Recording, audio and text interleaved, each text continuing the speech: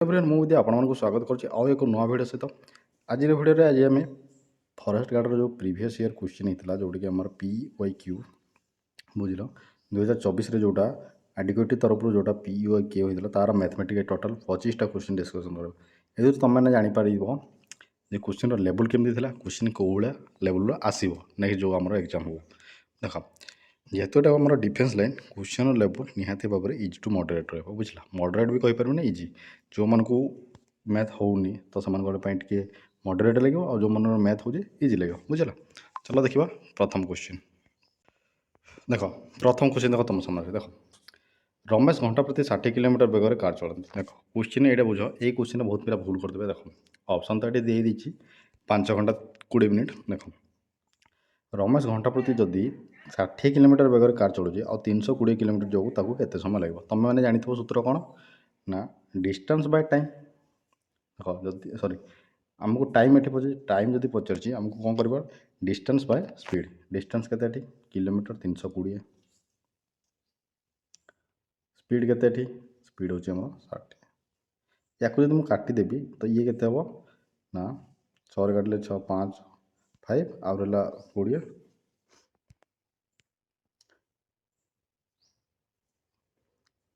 और 2 2 रे 6 3 18 पुणी 6 3 18 एवं 5.33 एमती किसी हो बुझला ये 5.33 को जदि आम मिनिट्रे कन्वर्ट ये जो 33 5.33 ये अच्छी कि ना ये 33.33 आसो ता माने यहाँ केते 100 भाग 3 भाग आउ 60 रू 100 जदि आम भाग करवा 20 मिनिट ये जो अच्छी ता माने जो 20 मिनिट या आम कन्वर्ट करवा 5 × 33 को आम 60 गुणन कले आम कौन हम ना 1/3 आसो आ 1/3 माने 20 मिनिट बुझे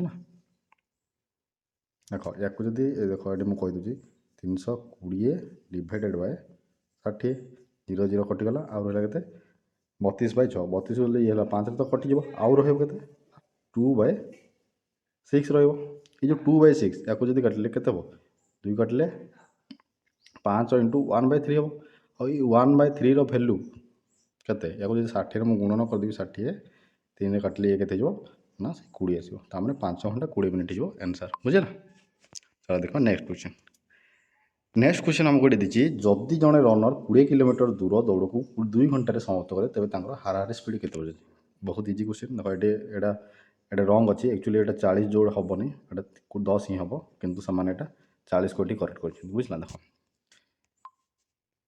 20 किलोमीटर जब दौड़ को से 2 घंटे समाप्त कर घंटा को निहाती 10 किलोमीटर जीव बुझला चलो देखो नेक्स्ट क्वेश्चन 3 नंबर क्वेश्चन जो देखा अर्जुन का बयस श्रेया ठारू 2 गुण देख क्वेश्चन ये देती अर्जुन बयस श्रेया ठारू 2 गुण 5 वर्ष तले बयस श्रेया ठारू 3 गुण थिला तेज से बयस निर्धारण देख ये क्वेश्चन तुम जब एक्स नहीं कर आदर जब तुम ऑप्शन को उठेब कमी कर देख अर्जुन बयस जब श्रेया 2 गुण तमें अर्जुन हूँ ये बड़ अर्जुन केते गुण ना 2 गुण जब अर्जुन को जब ये 2 हम तार श्रेया को 1 हम कहीं ये यार 2 गुण सब बुझला ये के बर्तमान 2 गुण अच्छी बुझला तमें ये बर्तमान वर्ष भी आमको पचार देख जदि आम देखा अर्जुन एटा ऑप्शन ए को नहीं पार ऑप्शन डी को नहीं पार देख यहाँ तो ऑप्शन डी ही आंसर हम देख गोटे मुझे बुझाऊँ ऑप्शन सी हो पारनी ऑप्शन 3 भी हो पारनी कहीं अर्जुन ये 10 देती श्रेया 20 देती केवे भी हेनी तापर ये अर्जुन 30 देती श्रेया 20 केवे भी मैंने 2 गुण होना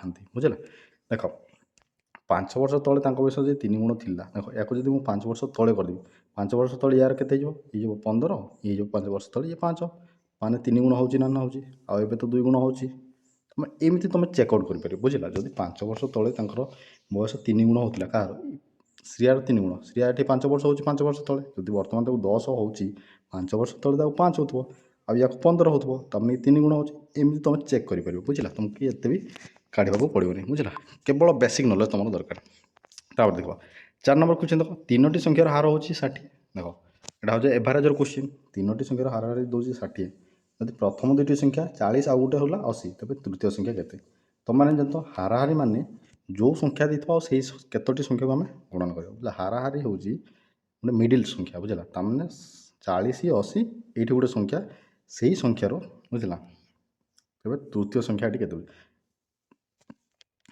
बुझला এই ସଂଖ୍ୟା ମଧ୍ୟରେ ଏଇଠି ଦୁଇଟି ଦେଇଛି ତାମାନେ ଏଠି କେଉଁ ସଂଖ୍ୟା ନେବା ସେଇ ସଂଖ୍ୟାର ମିଡ଼ିଲ୍ ପଏଣ୍ଟକୁ ଆମେ 60 ହେବା ବୁଝିଲା।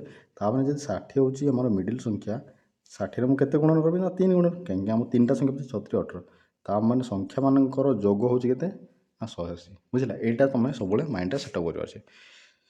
ତାପରେ 180ରୁ ଆମକୁ 40 ତ ଗୋଟେ ଅଛି 80 ଗୋଟେ ଆଉ କେତେ ମିଶାଇଲେ ଏଠି ଆମର ହେବ ଦେଖ 40 ଆଉ 80 ଯଦି ମିଶାଇଲେ କେତେ 120 ତାମାନେ ଏଠୁ 180ରୁ ଯଦି 120 ମୁଁ କାଟିଦେବି ଆଉ ରହିଲା 60 ଆଉ ଏ 60 ହେଉଛି ଆମର ଆନ୍ସର୍ ବୁଝିଲ। ଚାଲ ଦେଖିବା ନେକ୍ସଟ କ୍ୱେଶ୍ଚନ୍ ସେକେଣ୍ଡ କ୍ୱେଶ୍ଚନ୍ ତାପରେ ଦେଖ 5 ନମ୍ବର କ୍ୱେଶ୍ଚନ୍ ଜଣେ ଦୋକାନୀ 10% କ୍ଷତିରେ ଏକ କଲମ ବିକ୍ରି କରନ୍ତି ଯଦି କିଣା ମୂଲ୍ୟ 10 ଟଙ୍କା ତେବେ ବିକ୍ରୟ ମୂଲ୍ୟ କେତେ ଦେଖ 10% କ୍ଷତିରେ ସେ ବିକୁଛି କଲମ କିଣିଥିଲା 10 ଟଙ୍କାରେ ଯଦି 10 ଟଙ୍କାରେ ସେ କିଣୁଛି ବିକୁଛି କେତେ 9 ଟଙ୍କାରେ ବିକୁଛି ଦେଖ ଏଇଟା କେମିତି ବାହାରିବ ଏହାର ସୂତ୍ର କ'ଣ ଯଦି 10 ଟଙ୍କା କ୍ଷତିରେ ବିକୁଛି ତାମାନେ 10%କୁ ତୁମେ ଫ୍ରାକ୍ସନ୍ ଯଦି କରିବ 1/10 ତାମାନେ 10 ଟଙ୍କାରେ ତୁମେ କିଣୁଛ ଆଉ 1 ଟଙ୍କା ଲସ୍ରେ ବିକୁଛ ତାମାନେ କେତେ ଟଙ୍କାରେ ବିକୁଛ ନା 9 ଟଙ୍କାରେ ବିକୁଛ ଏଇଟା ଡାଇରେକ୍ଟ ପଚାରୁଛି 9 ଟଙ୍କା ବୁଝିଲା। ଯଦି କିଣିଥିଲ 10ରେ ବିକୁଛ କେତେ ଏତିକିରେ ବିକୁଛ ମାନେ 1.10 10 ଭାଗରୁ ଭାଗେ କମ୍ କରି ବିକୁଛ ବୁଝିଲା। ଯଦି ଏଇ କ୍ୱେଶ୍ଚନକୁ ପଚାରିଥିବା 10% ଲାଭରେ ବିକୁଛି ତାମାନେ ଏଇ 1/10 ମାନେ 1 ଟଙ୍କା ଅଧିକାରେ ବିକୁଛି ମାନେ 11 ଟଙ୍କାରେ ବିକୁଛି ବୁଝିଲା। ଏମିତି ତୁମେ କରିପାରିବ। ନେକ୍ସଟ ଦେଖିବା ନେକ୍ସଟ କ୍ୱେଶ୍ଚନ୍ ଦେଖ ଗୋଟିଏ ଶ୍ରେଣୀରେ 40 ଜଣ ଛାତ୍ରଛାତ୍ରୀଙ୍କ ମଧ୍ୟରୁ 25% ବିଜ୍ଞାନରେ ଭଲ ଅଟନ୍ତି ହେଲେ ବିଜ୍ଞାନରେ ଭଲ ଥିବା ଛାତ୍ରୀଙ୍କ ସଂଖ୍ୟା ତାମାନେ ଏଠି ଆମକୁ ଇନଡାଇରେକ୍ଟଲି ପଚାରିଛି 40ର 25% ଏଠି ବାହାର କର ବୁଝିଲା। 40ର 25% କେତେ ଯଦି 40 ହେଉଛି 100% 25% ମାନେ 1/4 1/4 ମାନେ 4 ଭାଗରୁ ଭାଗେ ଆଉ 4 ଭାଗରୁ ମାନେ 40କୁ ଆମେ 4 ଭାଗ ଯଦି କରିଦେବା 10 ଦେଖ ପରସେଣ୍ଟେଜ ତୁମେ ଯଦି କାଢ଼ିବ 10% ମାନେ 10 ଭାଗରୁ ଭାଗେ 25% ମାନେ 4 ଭାଗରୁ ଭାଗେ 20% ମାନେ 5 ଭାଗରୁ ଭାଗେ ବୁଝିଲା। ଏମିତି ତୁମେ ଏଗୁଡ଼ା ସବୁ ମନେ ରଖିବାକୁ ପଡ଼ିବ ଆଉ ତୁମକୁ ଏଇଭଳିଆ ବେସିକ୍ ଡାଇରେକ୍ଟିଂ କ୍ୱେଶ୍ଚନ୍ ଆସିବ ପରୀକ୍ଷାରେ। ନେକ୍ସଟ ଗୋଟେ ଦେଖ ସିମ୍ପ୍ଲିଫାଏର ଗୋଟେ କ୍ୱେଶ୍ଚନ୍ ଦେଖ ସିମ୍ପ୍ଲିଫାଏ କ୍ୱେଶ୍ଚନ୍ ଏଠି 8ରେ 6 ମିଶିଲା 14 14କୁ ଯଦି ଆମେ 2ରେ ଭାଗ ଦେବା 7 7ରେ 1 ମିଶିଲା 8 ବୁଝିଲା। ବହୁତ ଇଜି ଇଜି କ୍ୱେଶ୍ଚନ୍ ଅଛି। ନେକ୍ସଟ କ୍ୱେଶ୍ଚନ୍ ଦେଖ ରେସିଓର ଗୋଟେ କ୍ୱେଶ୍ଚନ୍ ଦେଖ ଦୁଇଟି ସଂଖ୍ୟାର ଅନୁପାତ ହେଉଛି 7:9 ଯଦି ସଂଖ୍ୟା ଗୁଡ଼ିକର ଯୋଗ 112 ହୁଏ ତେବେ ବୃହତ୍ତମ ସଂଖ୍ୟାଟି କେତେ ବୃହତ୍ତମ ସଂଖ୍ୟା ହେବା 9ର ଗୋଟେ ମଲ୍ଟିପୁଲ୍ ହିଁ ହେବ।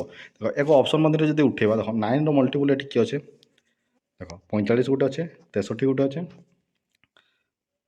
ବୁଝିଲା। ଏ 56 ହେବନି ନା 52 ହେବନି ଯଦି ତୁମେ ତୁକା ବି ଲଗାଇବ 63 ଆଉ 45 ଭିତରେ ଯଦି ବି ତୁମେ ଟାଇମ୍ ନାହିଁ ଲଗାଇଦେଲ ତ ଏଇ ଭିତରୁ ହିଁ ଲଗାଇବ ବୁଝିଲା।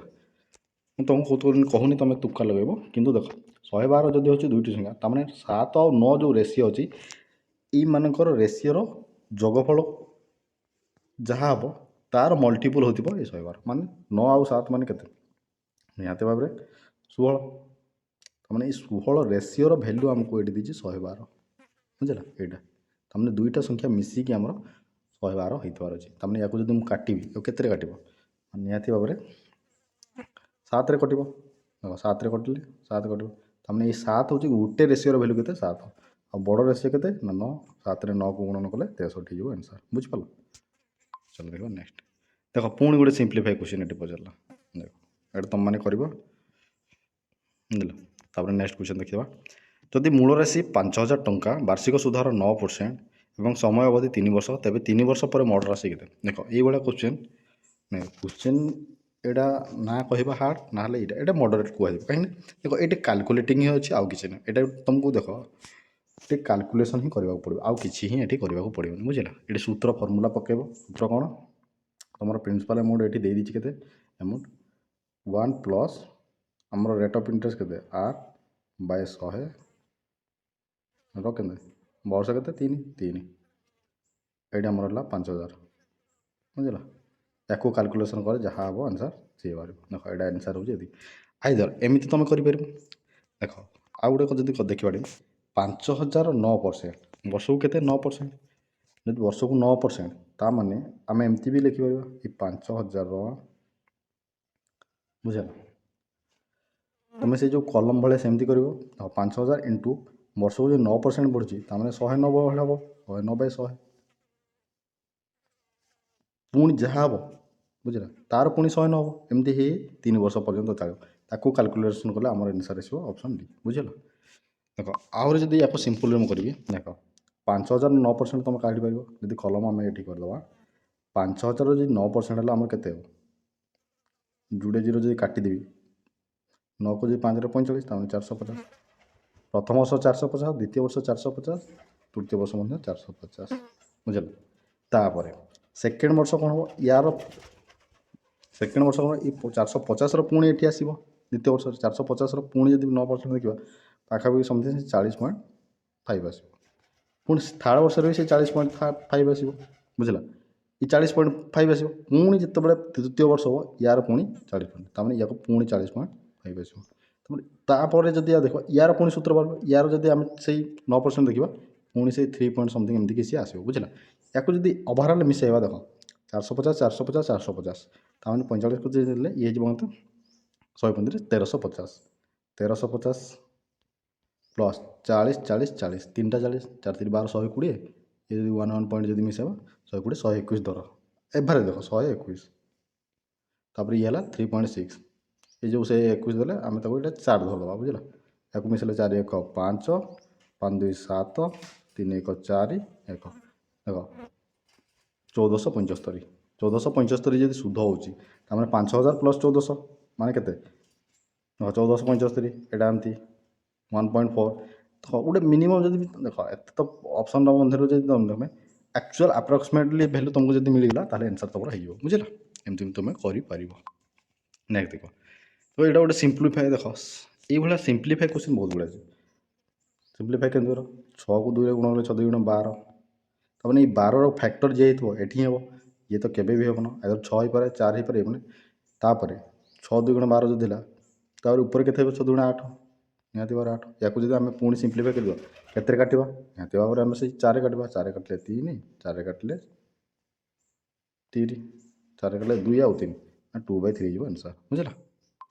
चलो देखो नेक्स्ट क्वेश्चन देख गोटे श्रेणी में 10 जन छात्र छात्री संस्कृत को द्वितीय भाषा भाव में ग्रहण करते बेले हिंदी को तृतीय भाषा भाव में ग्रहण करता 20 जन छात्र छात्री श्रेणी में संस्कृत और हिंदी अनुपात देख क्वेश्चन ये लैंग्वेज को तुम किसी बुझीबनी है ये नंबर को ही बुझे श्रेणी अच्छी गोटे 10 जन छात्र छात्री संस्कृत को आउ 20 जन छात्र छात्री आमर हिंदी को नहीं ताने अनुपात कौन काटिदेव डायरेक्ट देख ये 10 जन अच्छा आमर संस्कृत हिंदी अच्छा 20 या जो आम रेसीओ कन्वर्ट करवा केते हम गोटे 0 कटिगले 1:2 हो आंसर बुझल।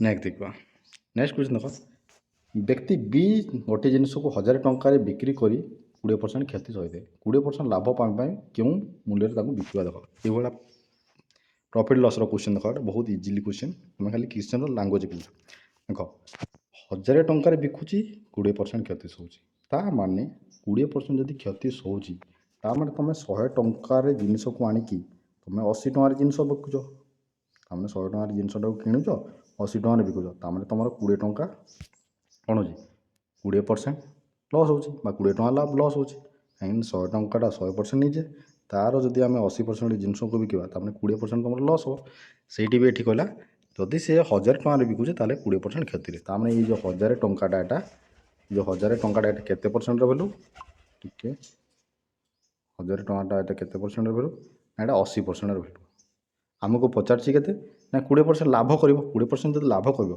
जति टंका माने 120 आमको ये गुणन करदेवा कहीं 120 100 जब मुझे करी तार किणा मूल्यटा बाहर 120 कले तार किणा मूल्य पुणी 20% अधिक बुझला गोटे 0 काटिदेव या कले के हम या जब मुझे काटि 4 काटिले हो 2 या कले 25 2 काटिले 60 60 को 25 है 25 छक के 1500 हो आंसर बुझला।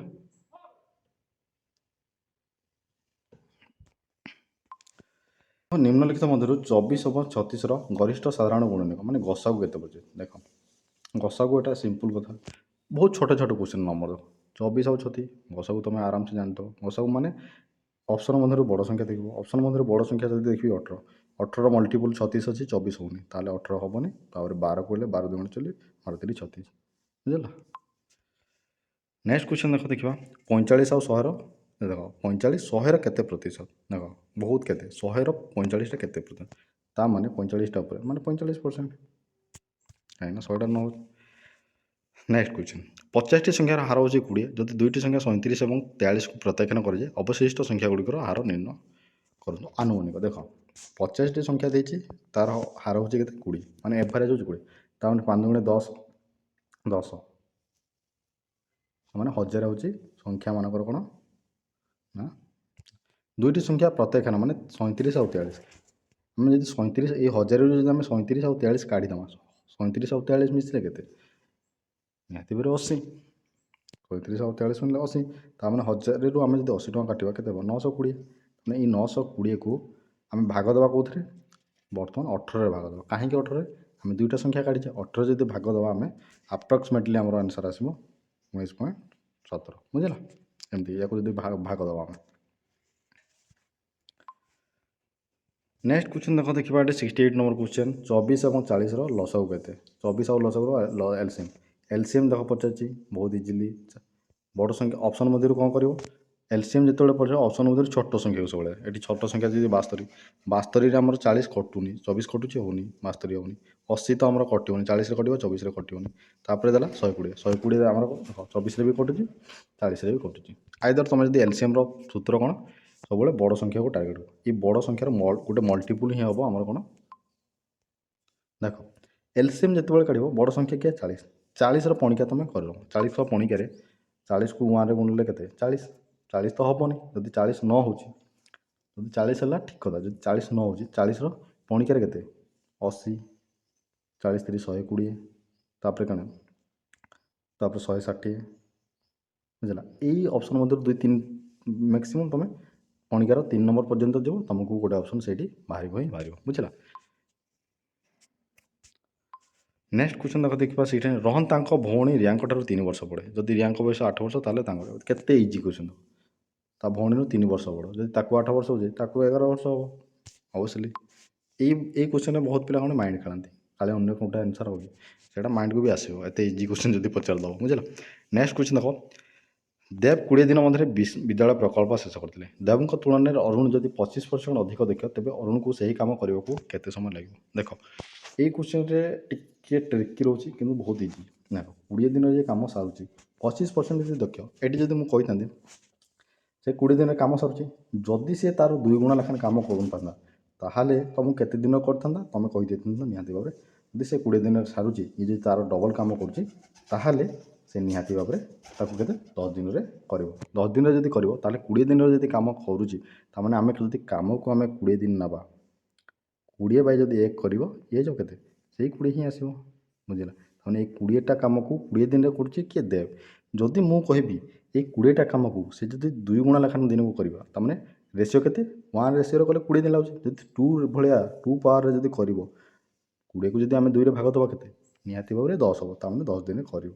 এইটা ତୁମେ ଜାଣିଥିବ এইଭଳିଆ କ୍ୱେଶ୍ଚନ୍। କିନ୍ତୁ 25% ଅଧିକ, 25% ମାନେ କେତେ 1/4, 1/4 ମାନେ ତା ମାନେ 1 ଅଧିକା ଭଳିଆ କାମ କରୁଛି, ମାନେ 1/4 ବୋଲେ 1.25। ବୁଝିଲା, ଯଦି ଇଏ 1 ରେସିଓରେ କାମ କରୁଛି, ସିଏ କେତେରେ କରିବ 1.25ରେ କାମ କରିବ।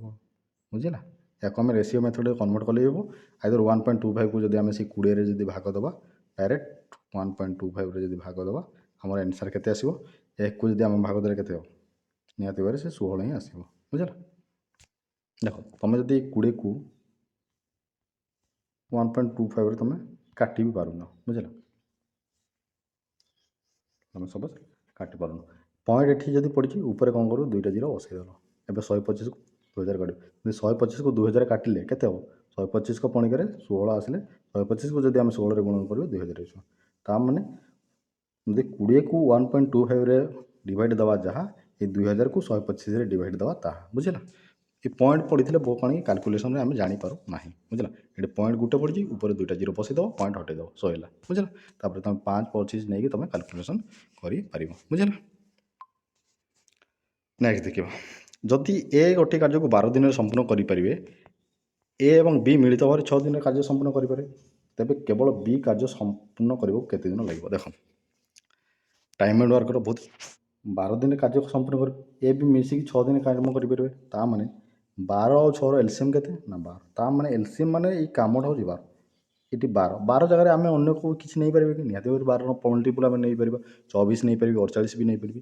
କିନ୍ତୁ ଆମେ ଏଲସିଏମ୍କୁ ଏଇଥିପାଇଁ ନେବା, ଆମକୁ କାଲକୁଲେସନ୍ ଇଜି ହେବ। 12 ଆଉ 6ର ଯଦି ଏଲସିଏମ୍ ହେଉଛି କେତେ 12, ତା ମାନେ ଏ ସେଇଟା 12 ଦିନରେ ଯଦି କାମ କରିପାରୁଛି ଏ ବି ମିଶିକି ତାକୁ 6 ଦିନରେ କାମ କରିପାରୁଛନ୍ତି ବୁଝିଲ।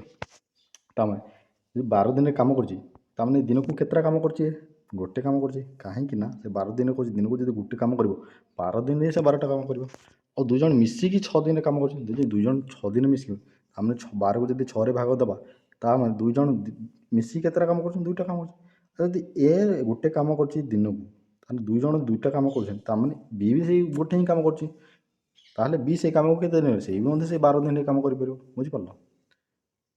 ଯଦି ଦୁଇ ଜଣ ମିଶିକି 6 ଦିନ ଲାଗୁଛି ଆଉ ଦିନେ ଯଦି ସେ 12 ଦିନ କାମ କରୁଛି ତାହେଲେ ଦୁଇ ଜଣ ମିଶିଲେ ସେଇ 12 ଦିନ ହେଲା ହବ। କନସେପ୍ଟ ବୁଝ ବୁଝିଲ। ଦେଖ ପୁଣି ଗୋଟେ ସିମ୍ପ୍ଲିଫାଇ କ୍ୱେଶ୍ଚନ୍ ଦେଖ ଏଠି ଦେଖ ଏଠି ଗୁଣନ ଅଛି ଏଇ ଯେଉଁ ଫ୍ରାକ୍ସନ୍ର ଗୋଟେ ସିମ୍ପ୍ଲିଫାଏର ଦେଖ ଏଠି ଯଦି ପ୍ଲସ୍ ଥାନ୍ତା ବହୁତ ପିଲା ଏଇଠି କିଏ ତ ଜାଣିଥିବ ଯେ ଅଟୋମେଟିକଲି କ୍ଲିକ୍ କରିଦେବ। ଦେଖ ଏଇ ପିଲା ଯିଏ ଏଠି କ୍ଲିକ୍ କରିଛି କେଉଁଟା 6/6 କରିଛି କ'ଣ କରିଛି ନା ୟାକୁ ଉଲ୍ଟା ଏପଟକୁ ଗୁଣି ଦେଇଛି ଏପଟକୁ ଗୁଣି ଦେଇଛି ଇଏ କ'ଣ କରିଦେବ 3 × 2 = 6 ଇଆଡ଼ୁ ମାନେ ଏଇଭଳିଆ ଏମିତି ଗୁଣନ କରିଦେଇଥିବ ବୁଝିଲା। ଦେଖ ଗୁଣନ ମାନେ ଏଇଟାକୁ କ'ଣ ହେଲା ଯଦି ଗୁଣନ ଥିବ ତାମାନେ ଉପର ସଂଖ୍ୟାକୁ ଉପରେ ହିଁ ଗୁଣନ କର ତଳ ସଂଖ୍ୟାକୁ ତଳେ ହିଁ ଗୁଣ 2 × 2 = 4 3 × 3 = 9 4/9 ହେଇଯିବ ଆନ୍ସର୍ ବୁଝିଲା। ଯଦି ଏଠି ପ୍ଲସ୍ ଥାନ୍ତା ଏଠି ସପୋଜ୍ ପ୍ଲସ୍ ଥାନ୍ତା ଏ ପ୍ଲସ୍ରେ କ'ଣ ହେବ ଯେହେତୁ ତଳ ସଂଖ୍ୟା ସେମ୍ ଅଛି ସେମ୍କୁ ସେମ୍ ଲେଖିଦେବା ଆଉ ଉପର ସଂଖ୍ୟାକୁ ଆମେ ମିଶାଇଦେବା ବୁଝିଲା। ଉପର ସଂଖ୍ୟା 2 × 2 = 4 ବୁଝିଲା 4/3 ହେବ ଏଇଟା ଯଦି ଏଠି ପ୍ଲସ୍ ଥାନ୍ତା ବୁଝିଲା। ଏଇଟା ସବୁବେଳେ ଧ୍ୟାନ ଦେବ ଏଇଭଳିଆ। ଯଦି ମୂଳ ରାଶି 8,000 ଟଙ୍କା ବାର୍ଷିକ ସୁଧହାର 10% ଏବଂ ସମୟ ଅବଧି 3 ବର୍ଷ ତେବେ ଅର୍ଜିତ ସରଳ ସୁଧ କେତେ। ଦେଖ ଇଏ ଗୋଟେ ସେଇଭଳିଆ same question repeat. Simple interest ମାନେ ବହୁତ ଇଜି ତୁମକୁ ଯଦି କମ୍ପାଉଣ୍ଡ ଇଣ୍ଟରେଷ୍ଟ ପଚାରିଥାନ୍ତା ତାହେଲେ ତୁମକୁ ରିଟେଲ୍ ଦେଖ 8,000 ଟଙ୍କା ଦେଇଛି ସୁଧ କେତେ 10% ବୟସ ସମୁଦାୟ 3 ବର୍ଷ।